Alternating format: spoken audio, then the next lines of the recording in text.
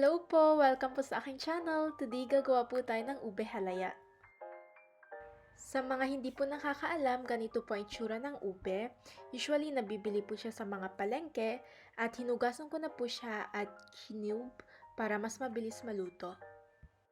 Sa isa pong pot, put it on high heat, tas maglagay rin po ng tubig. Kapag po nag-boil na yung tubig, ilalagay na po natin yung purple yam or yung ube.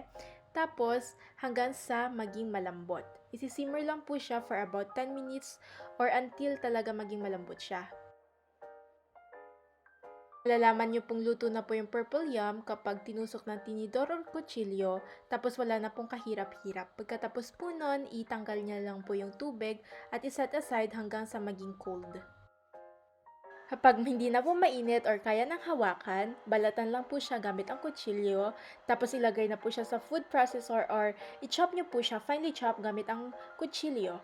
Or pwede naman pong hindi sobrang pino kung gusto nyo pong may buo-buo for texture sa inyong ube halaya.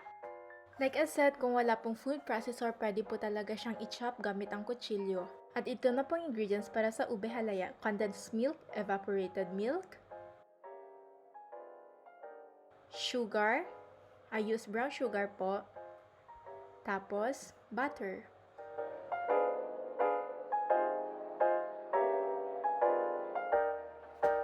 At sa non-stick pan po, pagsamasamahin na yung ube na na-chop, tapos yung condensed milk, evaporated milk, sugar, at yung butter.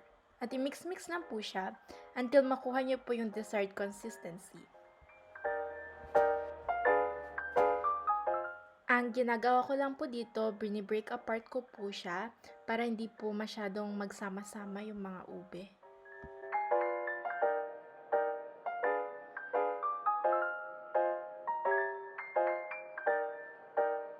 Kapag gumagawa po kayo ng ube, dapat po binabantayan nyo para hindi po masunog yung milk.